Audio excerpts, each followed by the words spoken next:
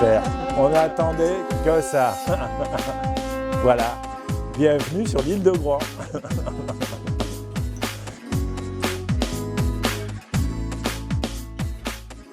Donc là, en fait, le matériel est simple, c'est des choses qu'un non-voyant a chez lui. On peut vous donner des petites astuces. On vous donne des astuces d'installation. Ça va être une mise en place de la pièce à faire en général, ça va être une mise en place au niveau des toilettes, ça va être une mise en place dans la salle d'eau. Qu'est-ce qu'il faut mettre, par exemple le verre en plastique sur le lavabo parce que bon, le verre ça peut être dangereux. Ça va être quelques pastilles pour déterminer qu'on a pour les malvoyants qu'on a des interrupteurs à tel endroit. Ça va être pas de table basse parce que c'est dangereux. En général tout le mobilier est sur le tour et au milieu il n'y a rien. Parce que c'est évident que c'est une zone dangereuse. Et puis ça va être surtout des documents qu'on va mettre en place et qui vont expliquer tout ce qu'il y a dans la pièce. Mais nous, quand on fait visiter la personne, quand on lui fait visiter la pièce, on lui explique, on lui fait le tour de la chambre et on lui raconte tout ce qu'il y a dans la chambre, même ce qu'il y a au mur.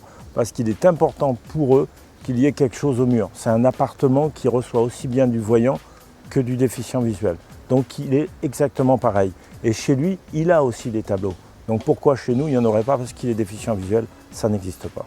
Voilà. Donc il faut décrire tout ça. Ça veut dire que l'accès à l'escalier, ça va être marqué qu'il y a un accès à l'escalier. Toutes les portes sont indiquées.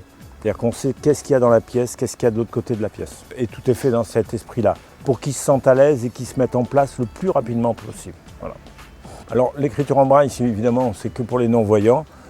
Ça impose qu'il va falloir le mettre sur toutes les portes, sur certaines lumières, allumées, éteintes et ainsi de suite. Enlever tous les points, on va dire entre guillemets, les points noirs. Le fait de, par exemple, d'avoir un tapis qui se trouve en haut de l'escalier, pour nous ça paraît normal ou en bas de l'escalier parce qu'on va se brosser les pieds, mais pour lui c'est très dangereux.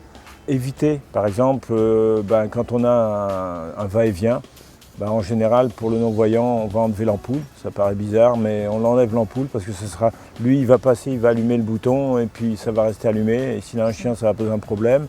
Donc voilà, c'est des petits trucs qui sont en place facilement. Voilà. C'est des petites choses qui vont le mettre à l'aise lui et qui vont nous mettre à l'aise nous aussi.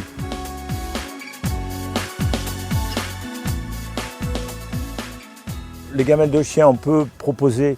C'est bien de proposer, c'est un plus, c'est comme la bouilloire pour les gens. On ne propose pas la bouilloire aux non-voyants parce que quand il va verser son eau bouillante, en général pour déterminer la hauteur d'eau dans le verre, il va mettre le doigt avec l'eau bouillante. Pas très. Voilà. Bon. Donc on enlève la bouilloire et par contre on met une gamelle pour le chien. Ça fait peut-être pas plaisir au maître, mais on fait plaisir au chien, ça lui fait plaisir, il a une belle gamelle. Voilà. On met une serpillière pour pas parce qu'il bave, il boit et puis bon voilà, il bave. Hein, donc voilà.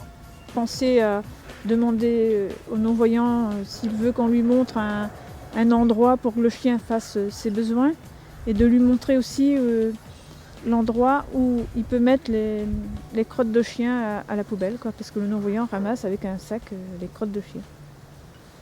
De son chien. Oui, de son chien, on dit bien. Okay.